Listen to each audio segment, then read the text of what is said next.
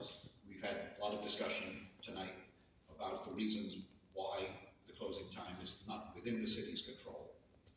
But what the proposed amendment to Chapter 136 would do, if accepted, is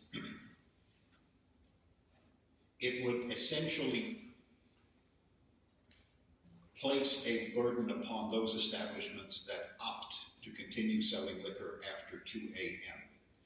And that burden would be one of a heightened level of care over the screening of patrons, the serving of patrons, and the conduct of patrons.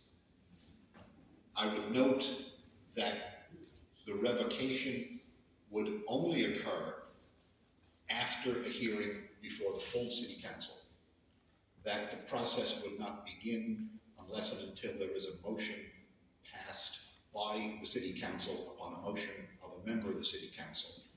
So none of this could be done unilaterally. There would need to be a majority vote.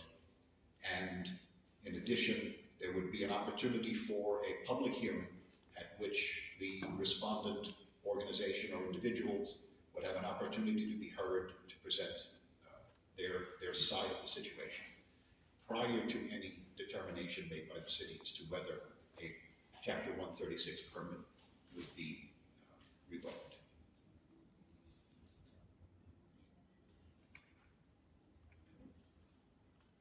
And I put this in the form of a motion.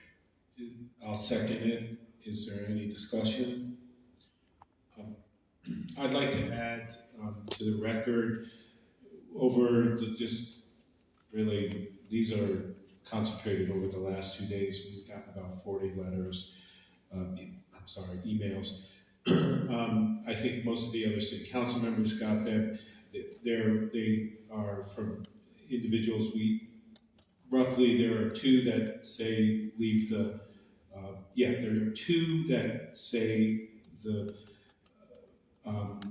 time should stay at 4, and the remainder of the 40 or so are in favor of 2 o'clock closing, or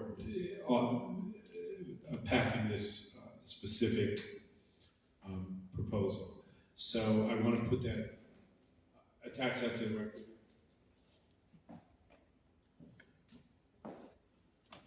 I would say that 99% of the emails I got were specific to the changing to 2 a.m. and not in support of this amendment.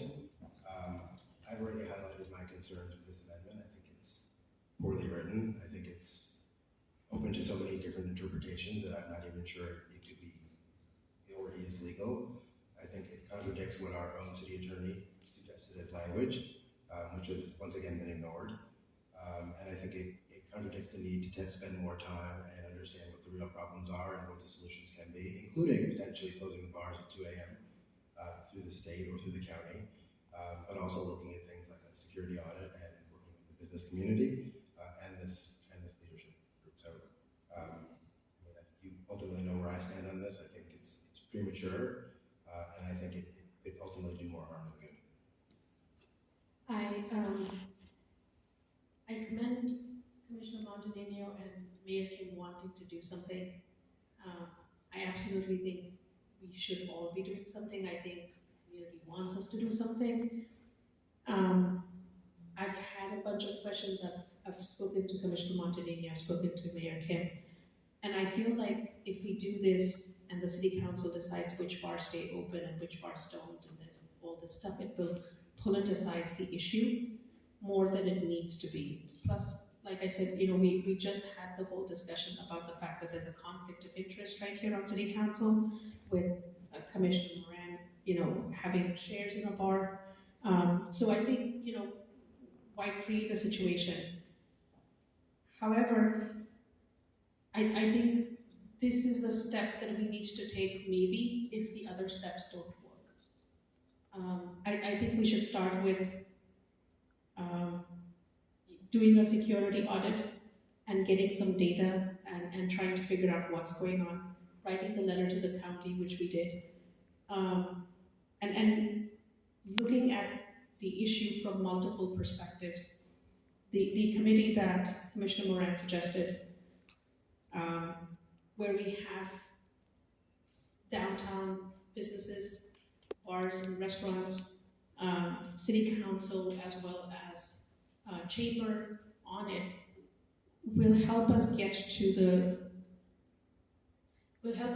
a better perspective on understanding what the real issues are.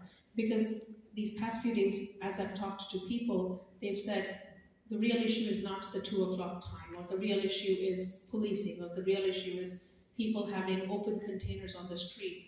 There are lots of different ideas as to what the real issue is, and what we definitely need is more conversation about this. So I think we should table this for now and come back to it maybe if required. But I think the more prudent thing would be to start with a security audit and see how we can improve and make our city safer for everyone, because that's what our community needs first, is to find a plan that works for everyone.